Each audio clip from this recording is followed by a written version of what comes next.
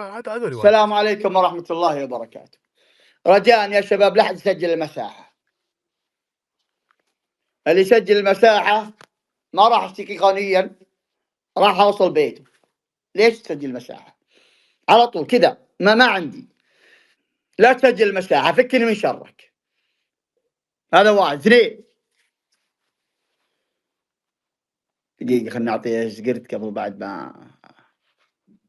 اثنين، أنا جلست حوالي نص ساعة ما أبي أدخل، لأني لو أنا دخلت قبل شوي ممكن صارت سوالف كثيرة وصارت بلاوي كثيرة.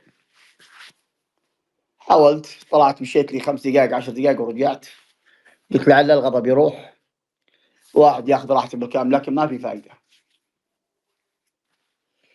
وين رجال النصر؟ وين العالم؟ وين وش قاعد تسوون انت؟ كاسر وش قاعد تسوي؟ لاعبين النصر ايش بلاكم؟ إزالة ناديك مسحور. إزالة. انت شايف وجه وليد عبد الله؟ من يبي يسحر وجه وليد عبد الله؟ من يبي يقرب للنادي يسحر واحد وليد عبد الله عندك؟ من يبي يسحر وجهه وليد عبد الله؟ نزين وجه وليد عبد الله عشان ينسحر. ايش سالفة السحر ينزل عليكم هذه؟ ايش خرابيط هذه تقولون؟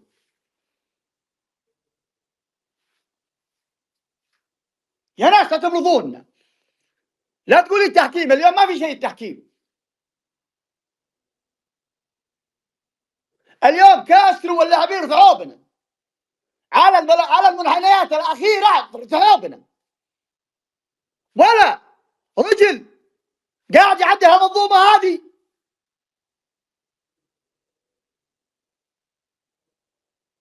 نادي من قمة مستواه إلى قاع المستوى. ليه؟ إصابات ما عندك مشكلة. في لاعبين بالاحتياط وينها؟ ايش قاعدين يسوون اليوم؟ نجعي غريب خيبر ايش فيكم؟ رجال النصر وينهم؟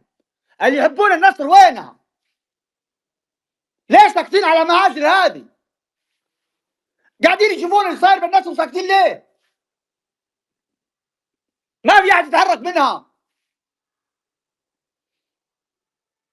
يغير مدرب يسوي له بلا، يدخل يشوف ايش اللي عنده. ابو مبارك في صوت؟ ابو مبارك اختفى ابو مبارك ابو ركان. بالله خلي هذا شوي، خلي هذا شوي خلينا نتكلم. احنا حاضرين مباراة اليوم وبنعلمكم وش اللي شفناه. معليش ابو مبارك في صوت؟ تقدر تهدى ابو ركان بعد العفن اللي شفناه قبل شوي. شفت تغريدة العصيم ولا ما شفتها؟ لا والله ما شفتها ابو ركان. قررت ان كاسترو مع فرصه لمباراه العين. ما هم مقيلين، بيدربك يوم الاثنين. هم الين يطلعك من اسيا، فرصه لين يطلعك من اسيا، طلعك من الدوري ويطلعك من اسيا. شوف عزيز، المباراه اليوم كانه مطرد مني لاعبين، اقسم لك بالله العظيم. فنيا سيء جدا، ما ادري ايش فيه، عجزت يا اخي. ابو مبارك الله يلعن ابو جواد. تسمعن؟ اسمعك تكلم. انا ابيك تهدى، روق ربط جوالك وحنا بنتكلم، ولا اطلع من الصفحه وارجع. خلي المايك معك شوي وجهي دقيقه بطير الصفحه. يلا. المباراه اليوم حضرتها وشفت بعيني قدامي العفن اللي مستحيل اشوفه بحياتي. والامانه يعني قبل كنت اقول يعطى فرصه نصبر عليه، ما راح نقدر نقيله. والان مشكلة سلمنا امره وبيدربك هو يوم الاثنين، هو مدربك. وهنا المصيبه. لكن انت لما تتكلم عن مدرب، يعني فريق زي الرايد ترتيبه 14 ترى 14 او 13 من جدكم يوصل مرماك بسهوله بغض النظر من الموجود بالدفاع لابورت ولا غيره. المدرب هذا وجوده معنا كارثي. وانا لما غلطت سعد الشهري والله العظيم اني افضل بكثير. يا رجل هو يدربني يوم الاثنين ابرك واسعد، حتى لو طلعت لا سمح الله عن طريق سعد الشهري انها عسى عقرب ولا يطلعني هذا ويغبني. انا يا اخي فريق كامل. في صوت. ايه كمل. لما تشوف المباراه اليوم وشوف كاسرو متفرج مع اليوم. كاسرو ابد بغيت انا اقول ما ودك تكي جنبي، ما يوجه ما يسوي شيء، واقف يتفرج.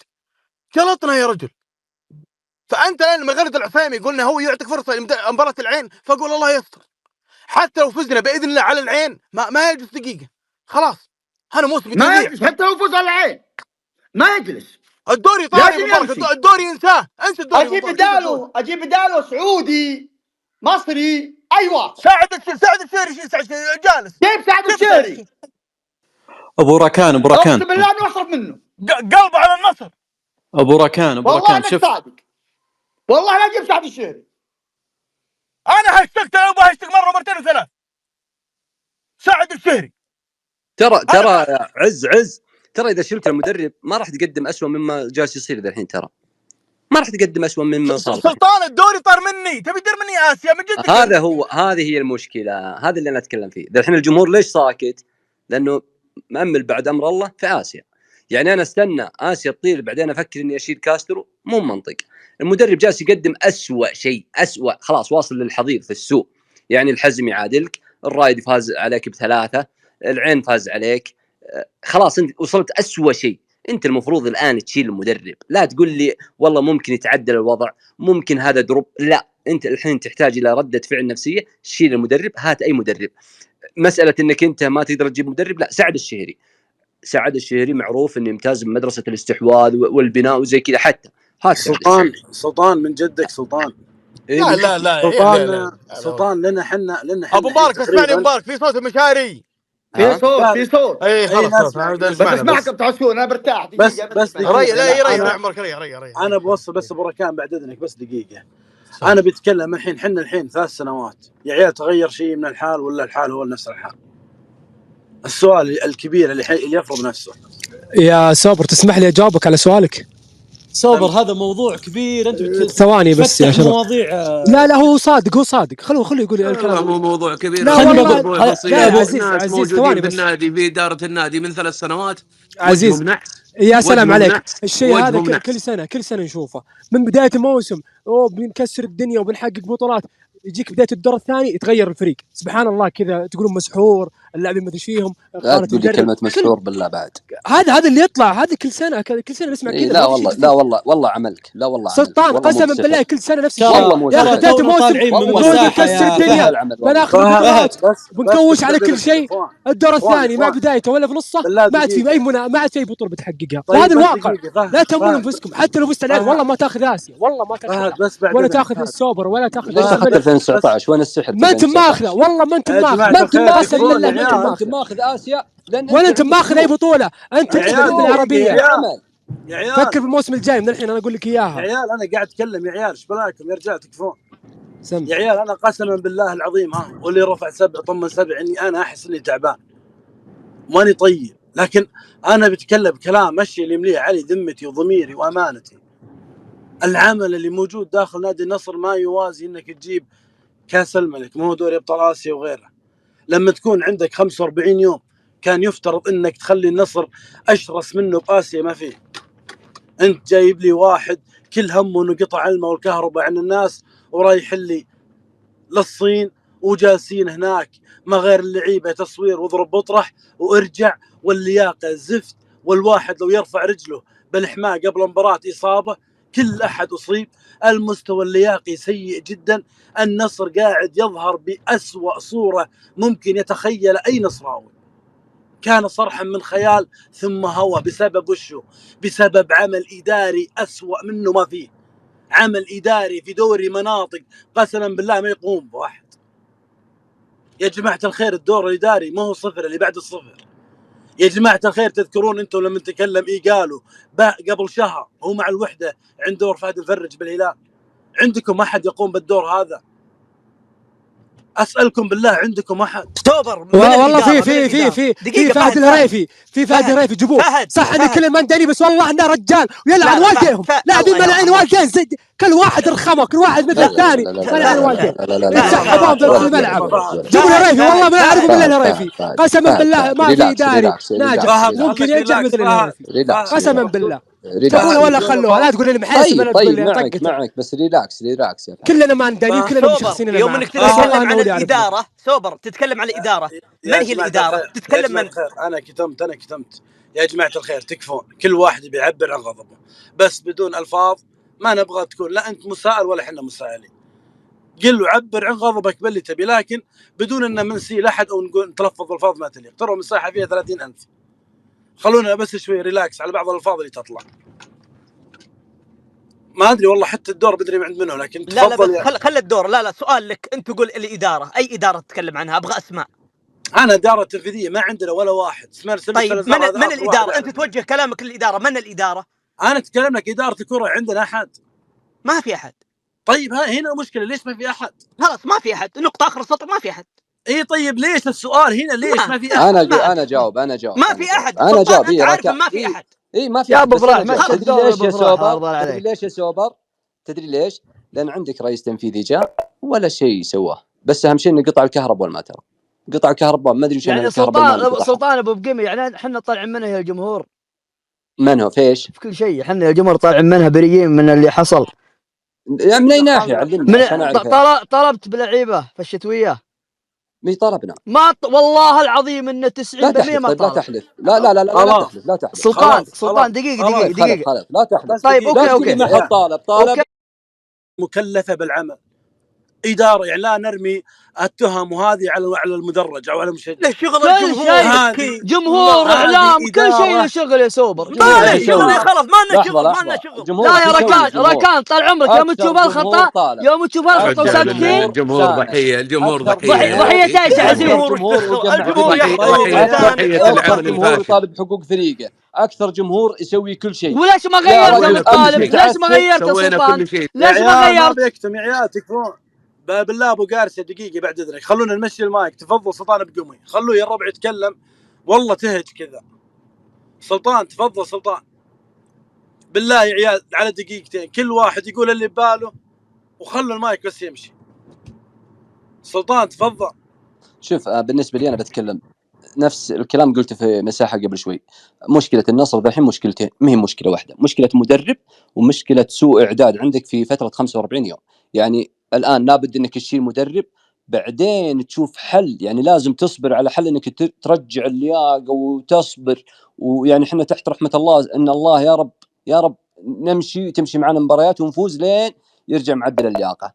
هذا واحد. اثنين، هو عمل تراكمي في كوارث وفي اخطاء وفي دنيا.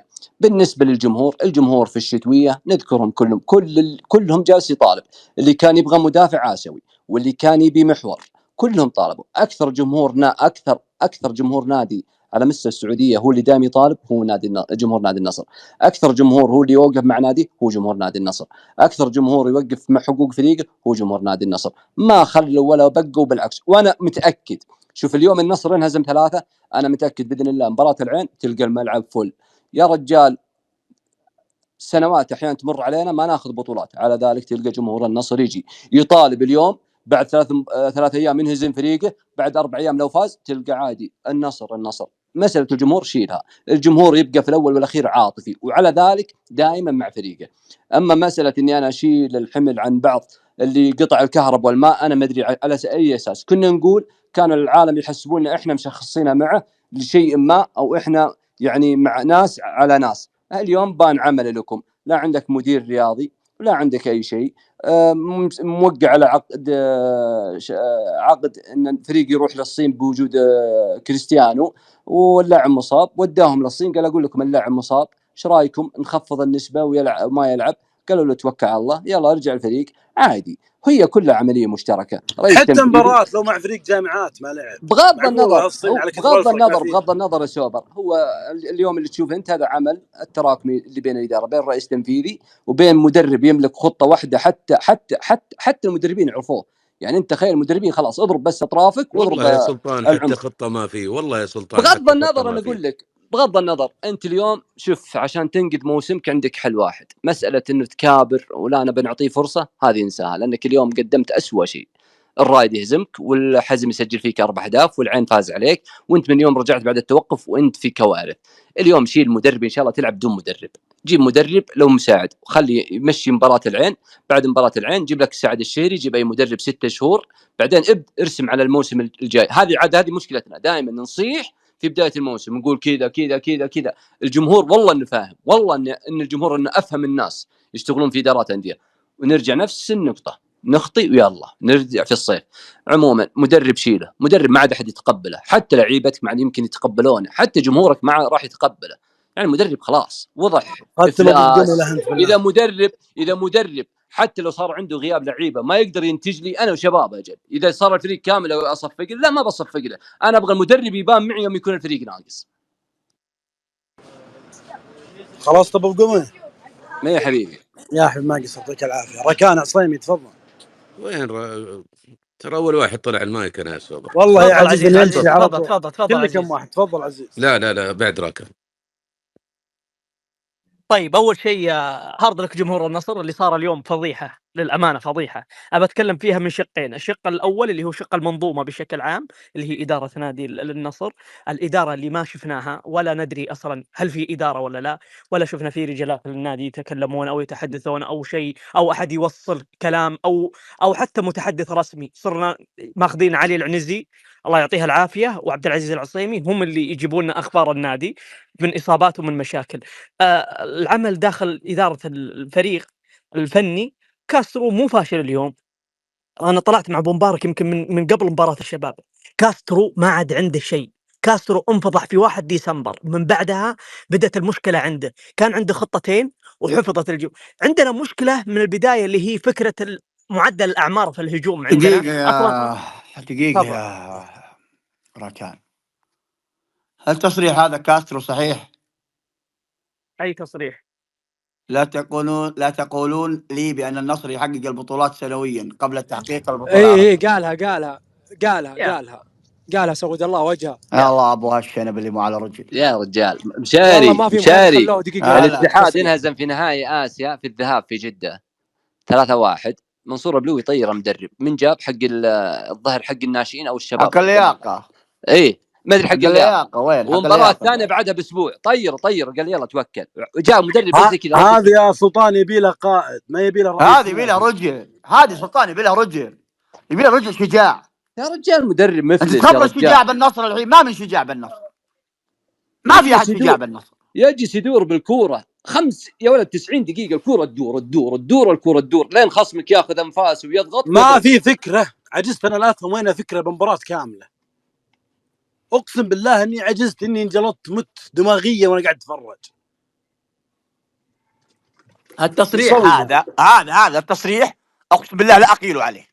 مشاري انا ما اقسم بالله لا اقيله عليه. ابو مبارك على عجاله كوزمن ما عنده مشكله الان، يقول انا ما عندي مشكله اني ادرب النصر الان.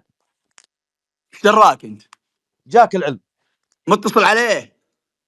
جاك العلم يا ابو مبارك. وشلون دراك اذا ما جاك العلم؟ ايش دراك؟ اي متواصل نعم. والله العظيم انه يقول اتمنى ادرب النصر.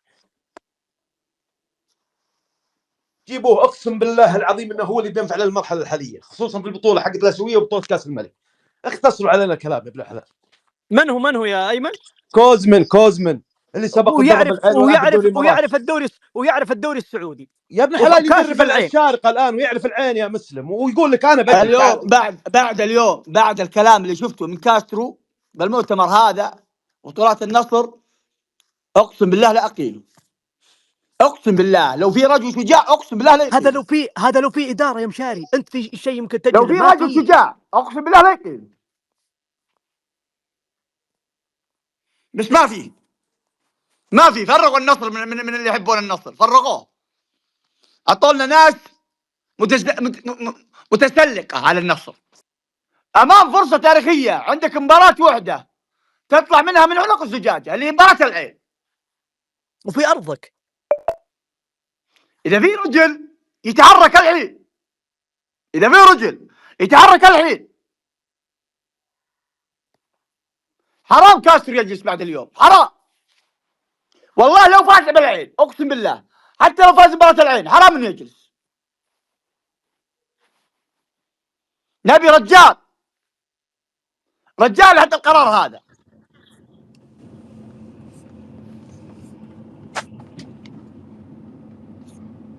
معك المايك.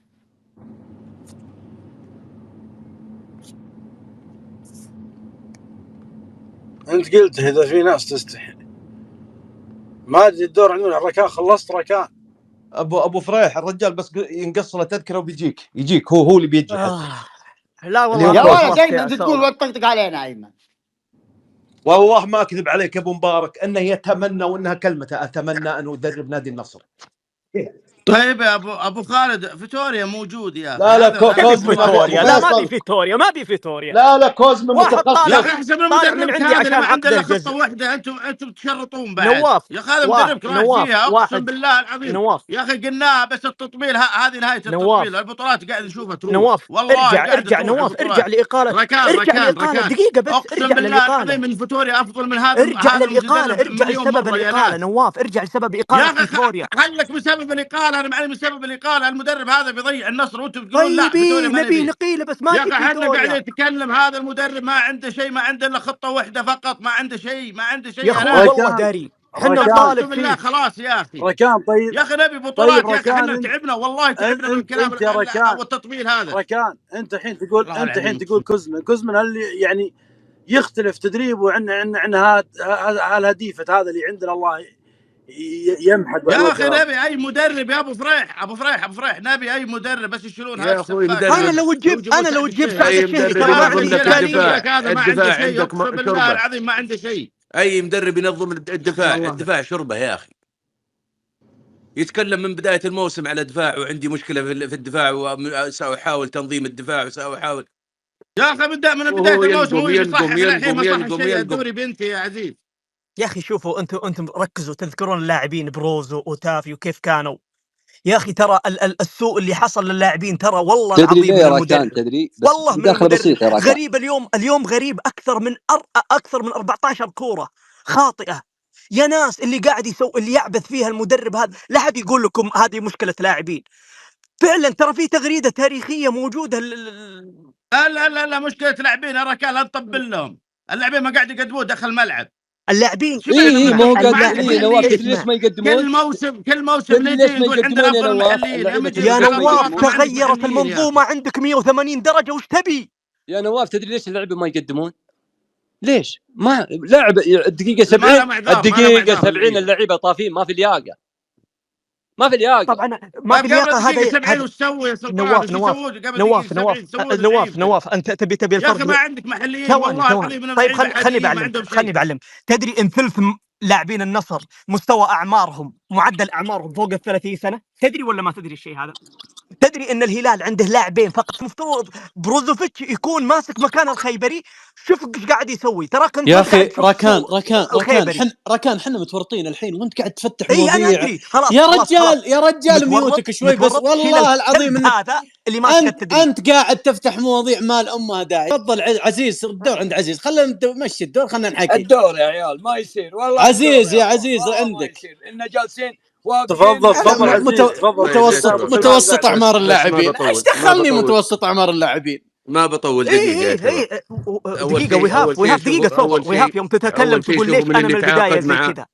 هذه مشكلتك ترى يا رجال. كان بالله دقيقه يا ابوي انا عندي بطوله عندي مباراه بعد 4 ايام. انت تتكلم شيل المدرب. اذا عندك بطوله شيل المدرب. يا ركان هذا المدرب قاعد يقزم بنادي النصر يا رجل.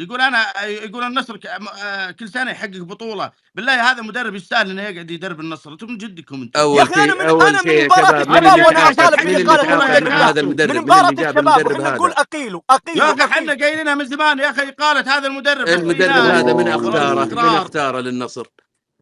احنا ابو حي كمان القاه من كاسترو. يا نواف تكفى يا ولد. انا القاه من كاسترو القاه منك. انفجرت راسي يا رجال تكفون. خلوا عزيز يتكلم. مشي المايك يا ابو سلمان. ايش داعي؟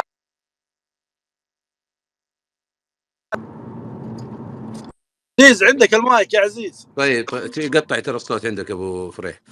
السلام عليكم. هارد لك يا شباب. اولا المدرب هذا تكلمنا فيه كثير. البعض زعل علينا، البعض طبل للمدرب، البعض قال انتم ما تبغون.